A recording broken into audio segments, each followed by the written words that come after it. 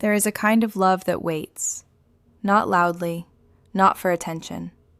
It simply waits, year after year, for the moment it is needed most. This is a story about a grandmother who waited 3 years to protect her granddaughter, and about the one night everything she had quietly gathered finally came out into the light. My name is Claire, and I want to tell you about my grandmother, Margaret, and about a wedding none of us will ever forget. Picture a ballroom full of white flowers and candlelight, 100 guests in their best clothes, my sister's wedding day, and me, standing on a small stage at the front of the room with my own mother holding a stack of papers in her hands. She wanted me to sign over my home, right there, in front of everyone. I said no, and then she slapped me. Hard enough that my earring flew off and landed somewhere on the floor. Hard enough that the whole room went silent. I want to tell you exactly how I got to that moment, standing on a stage in front of everyone I had ever known, with my mother's handprint still warm on my cheek. But to understand it, you have to go back 3 years, to a phone call from a woman who never wasted a single word. It started on an ordinary Tuesday evening. I was in my small apartment, finishing up some sketches for a client's kitchen, when my phone rang.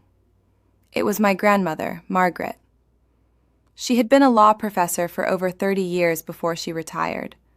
She was the kind of woman who chose her words the way other people choose their clothes. Carefully, on purpose, nothing wasted. "Claire, sweetheart," she said, "I need to tell you something, and I need you to really listen." I set down my pencil and gave her my full attention. That was something I had learned to do with my grandmother a long time ago. When she spoke, you listened. "I am changing my will," she told me. "I am leaving you the penthouse on Harbor Street, the one I bought years ago. I want it to be yours."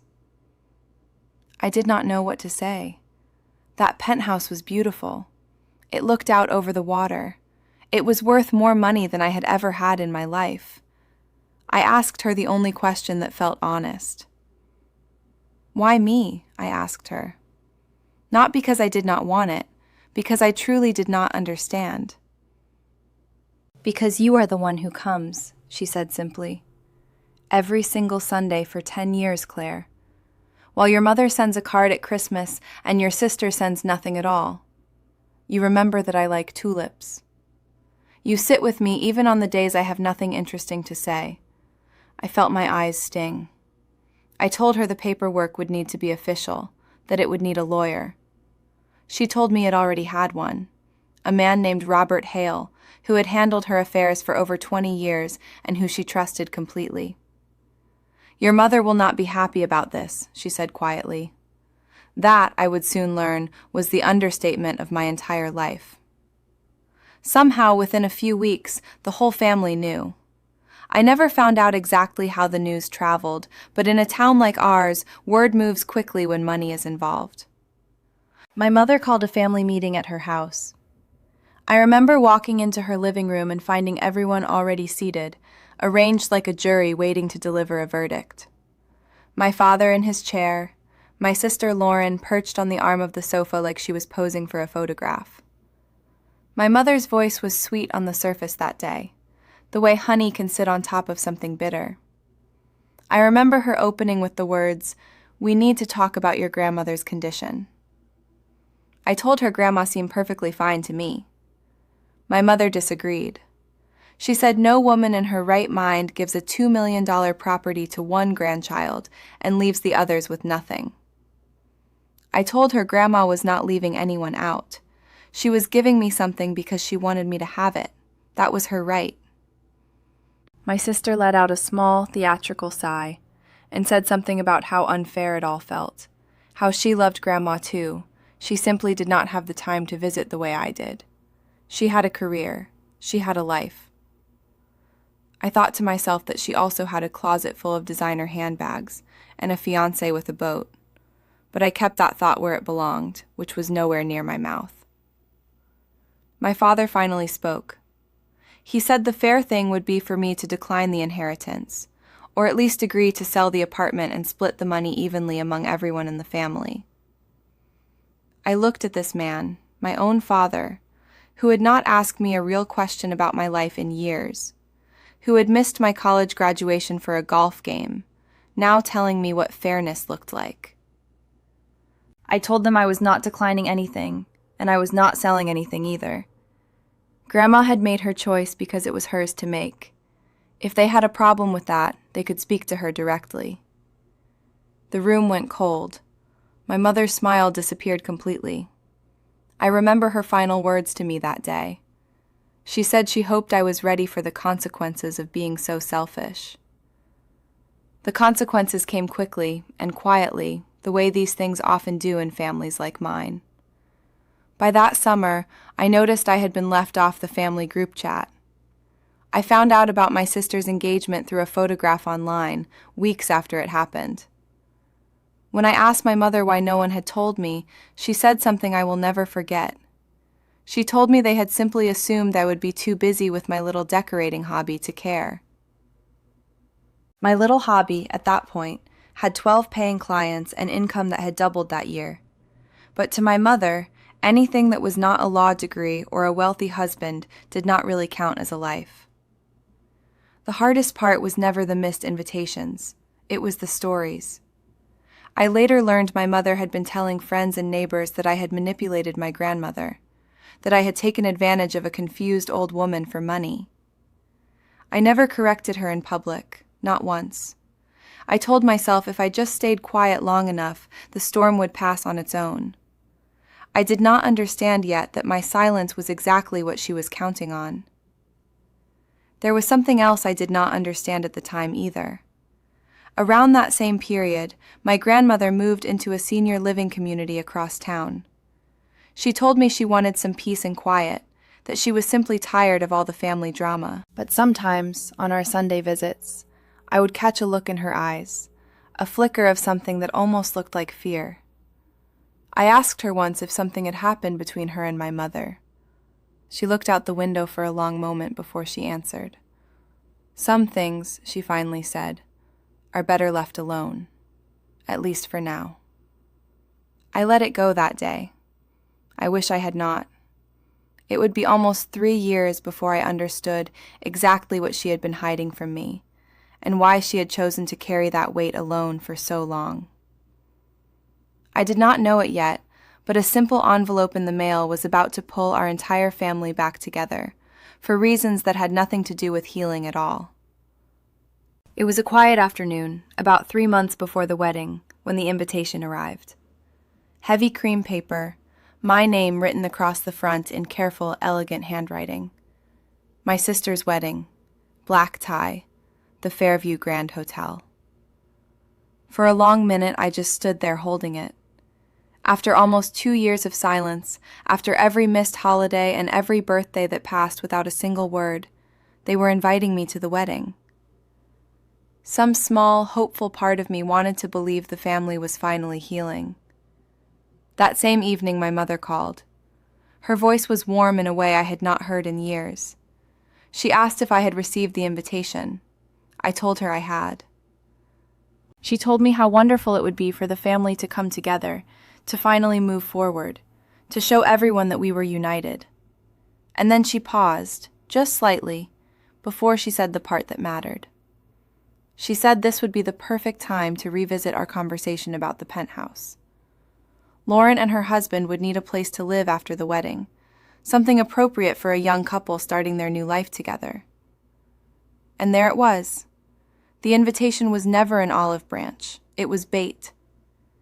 I told her the apartment was mine, and that had not changed. She told me nothing had to change, that I could simply transfer it as a wedding gift. She said it would show everyone how generous I could be.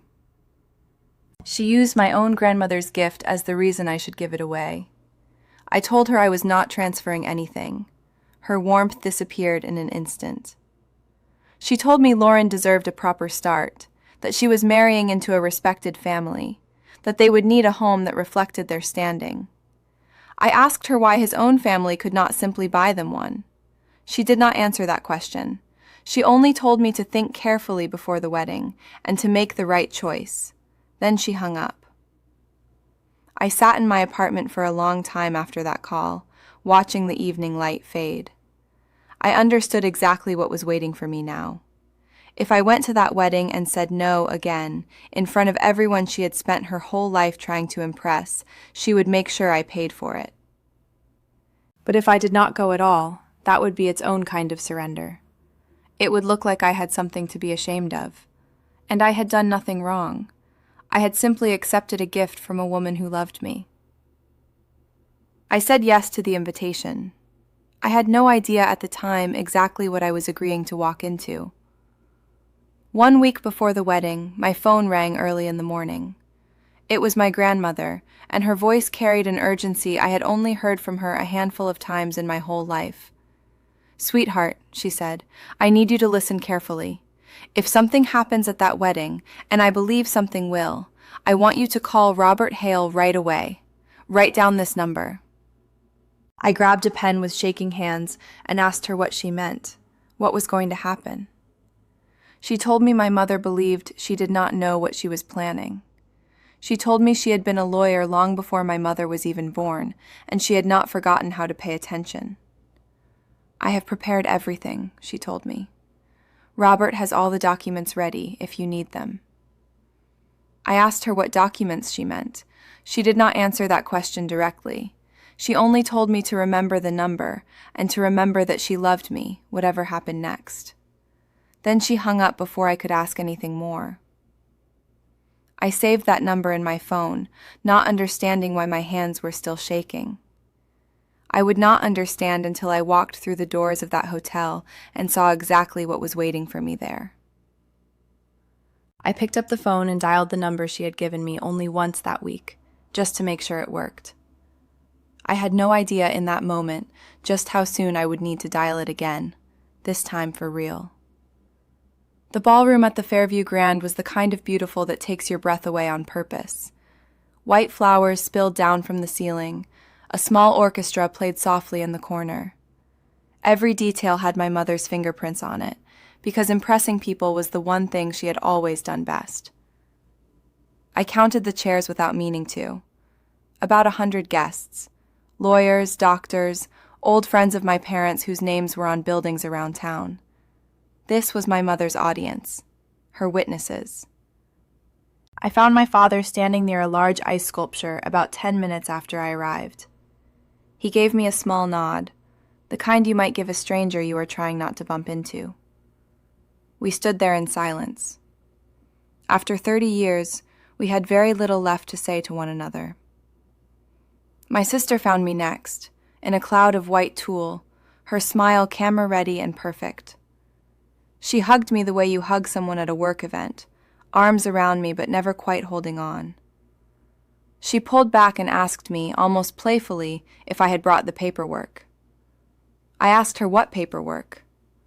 She told me Mother had said I would have the transfer documents ready for the apartment for their wedding gift. So they had already decided, among themselves, that I would simply hand it over.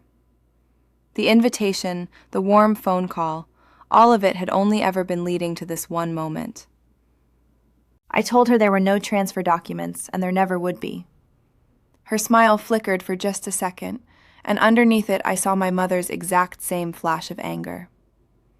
She told me they had already told the venue they would not need their own apartment, that they had told everyone. I asked her how she could tell people about a home that was never hers to give away. She told me I did not even need it, that I lived in my little place and did not entertain, that I had no one to impress. She asked what was even the point of me having something so valuable. The point, I told her, as calmly as I could manage, is that Grandma wanted me to have it. Her wishes matter more than your real estate plans. She leaned in close and told me Mother would handle this, and that I should not say she had not warned me. Then she walked off toward her bridesmaids, leaving me standing alone. A woman I barely knew approached me near the bar a short while later, one of my mother's old friends. She mentioned, almost too casually, that she had heard I was holding on to some property for my grandmother and asked if I would be selling it soon. There it was again, my mother's version of the story. I was never the one who had been chosen. I was only the temporary keeper of something that would eventually belong to someone else. I stepped out onto a small balcony for a few minutes, just to breathe. The evening air was cold, but after the warmth of that room, I welcomed it. I leaned against the railing and tried to slow my heartbeat down. I had a strange feeling that evening, the kind you get right before a storm, when the air goes still and heavy. I had no idea, standing on that balcony, just how right that feeling was about to turn out to be. Dinner had finished, the toast had been given. My father's speech about family had been stiff and short, and then I heard the clink of a glass at the front of the room, and I felt the first small warning at the base of my spine. My mother stood at the head table with a microphone in her hand, her smile bright and warm for the whole room to see. She said she wanted a moment for something very special, a family tradition, something my sister had asked her to help with. She talked about how the family always took care of each other, how they made sacrifices for one another. And then she looked across the room and asked me to come up and join her. 100 faces turned to look at me. I could not move at first. If I refused, I would be the difficult one again, the sister who ruined the wedding with her stubbornness. So I stood, and I walked through that maze of tables up to the small stage where she was waiting. She put an arm around me, a gesture that looked warm to everyone watching but felt like a grip of control to me. She told the room that I had been holding on to something very precious that Grandma had left me, a beautiful apartment worth a great deal of money. She said I had been keeping it safe, waiting for just the right moment to share it with the family. And what better moment than this, my sister's wedding day, the beginning of her new life. Then she pulled out a folder I had not even seen her holding, full of papers with my name already typed in the signature line. I told her, quietly but clearly, that I was not signing it. She told me not to be nervous, that it was just paperwork. I told her it was not just paperwork. It was the home Grandma had left to me, not to her, not to the family, to me. The room had been applauding only a moment before. Now it went completely silent. My mother's grip on my shoulder tightened, and her voice dropped low, though the microphone still carried every word. She told me not to make this difficult. I told her I was not making it anything. I was simply telling her no. My sister appeared at the edge of the stage, asking if I was really going to do this on her wedding day. I told her I had not asked to be called up here, that I had not asked to be put on display. My mother's calm finally cracked completely. Her face turned red and her voice rose loud enough that everyone in that room could hear every word. She called me ungrateful. She said after everything they had done for me, raising me, supporting me, I could not do this one simple thing for my own sister. I told her she had not raised me, not really. Grandma had, every summer, while she was off at her dinners and her events and anywhere else that was not home. I had said too much, and I knew it the moment the words left my mouth, but I could not stop myself anymore. Her hand moved faster than I could see coming. The slap landed hard enough to turn my head to the side. My earring flew off and landed somewhere on the marble floor, making a small sound like a bell. The whole room went completely silent. I stood there for a moment, my cheek burning, every single eye in that ballroom waiting to see what I would do. What I did was breathe. I bent down, I found my earring, I straightened it carefully and put it back on. Then I looked at my mother and told her, calmly, that this was the last time she would ever touch me. I turned and walked off that stage, through the tables, past every whisper and every stare, out through the doors of that ballroom, and into the quiet hallway outside. I found a quiet corner by the front desk. I pulled out my phone, and I dialed the number my grandmother had given me a week before. A man's voice answered. I told him who I was, and that the documents were needed. He told me he understood, and that she would be there within the hour. I sat down on a small bench, touched my cheek, and waited. I had no idea, sitting there in that quiet hallway, just how quickly the next hour was about to change everything for our entire family. I was still sitting on that bench when the front doors opened, almost exactly an hour later, and my grandmother walked in. She moved slowly now, with a cane, but everything else about her still carried the same quiet strength I had known my whole life. Beside her walked a man in a dark suit, carrying a leather briefcase. Robert Hale, her attorney for over 20 years. She crossed the lobby and took my face gently in both her hands, looking at the mark on my cheek with eyes that missed nothing. "She hit you," my grandmother said quietly. It was not really a question. I told her yes. She kissed my forehead the way she used to when I was a small girl and had fallen off my bicycle. Then she said the only thing that mattered. "Let's finish this," she said. We walked back into that ballroom together. Inside, everything had fallen into quiet chaos. My sister was crying for real this time. Groups of guests stood whispering, their champagne forgotten in their hands. No one noticed us at first. Then someone gasped, and then another person, and slowly the whole room turned to see my mother's own mother walking across the marble floor toward her. My mother's face went pale. She asked how she was here, how she had even gotten here. My grandmother told her, simply, that she had come for her granddaughter, even though she had not been invited. She turned to face the whole room. 100 guests, many of them lawyers and judges who understood exactly what was about to happen. She told them her name, and that she had spent 30 years teaching law before she retired, and that she was here to confirm something important. "The apartment my daughter has been demanding belongs to my granddaughter," she told the room. "It was left to her in my will. That will is legal, and there are no other claims to it." Robert Hale stepped forward and held up a folder, confirming that he had handled her affairs personally for over 20 years, and that the will was completely valid. My mother's face twisted. She said this was absurd, that her mother was confused, that she did not understand what she was saying. My grandmother told her she understood perfectly. What her daughter did not understand was that she had been watching her, quietly, for 3 long years. She nodded to Robert, who pulled out a second set of papers. These were records for a small property on the coast, a house that had belonged to my grandmother, one she had never agreed to sell. My grandmother told the room that house had been sold years earlier for a large sum of money, and that she had not signed those papers. She could not have signed them because she had been in the hospital with a broken hip during that exact time. She had signed nothing. Robert held up a third document, a report from a company that examined handwriting. He told the room their findings showed the signature on those papers almost certainly did not belong to my grandmother at all. The room erupted into murmurs. My mother's mouth opened and closed, but no words came out at first.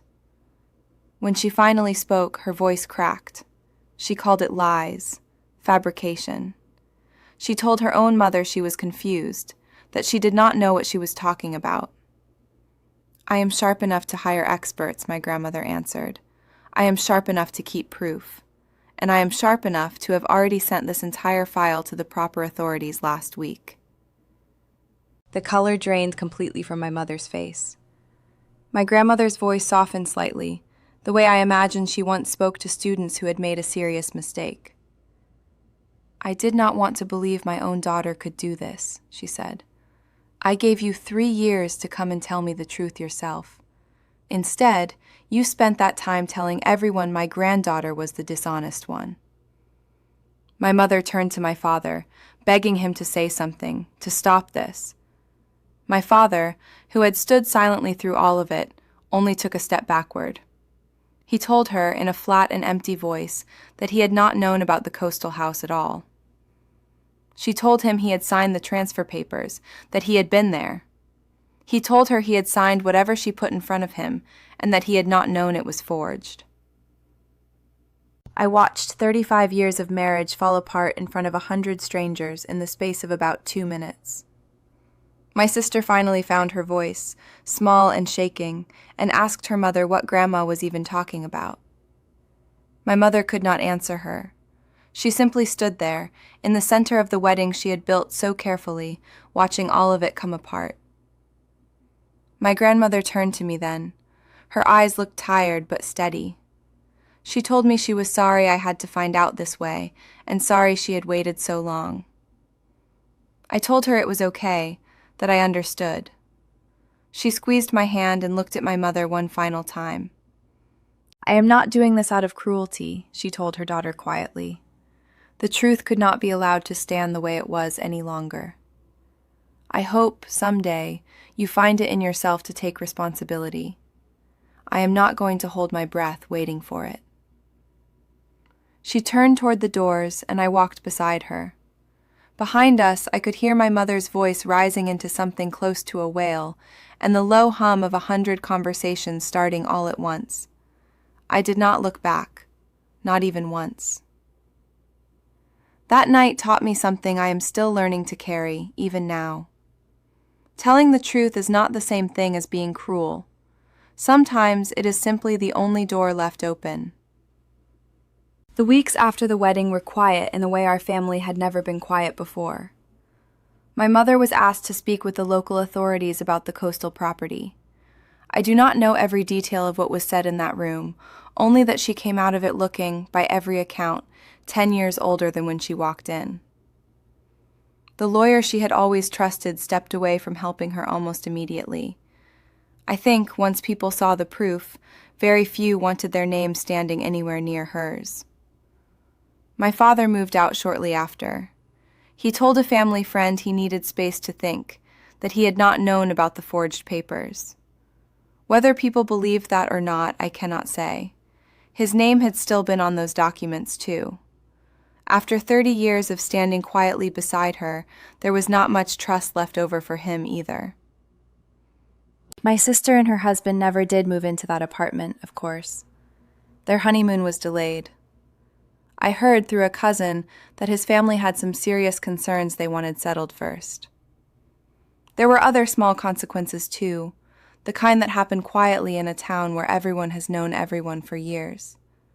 A charity my mother had helped run for a long time quietly let her know her involvement was no longer welcome.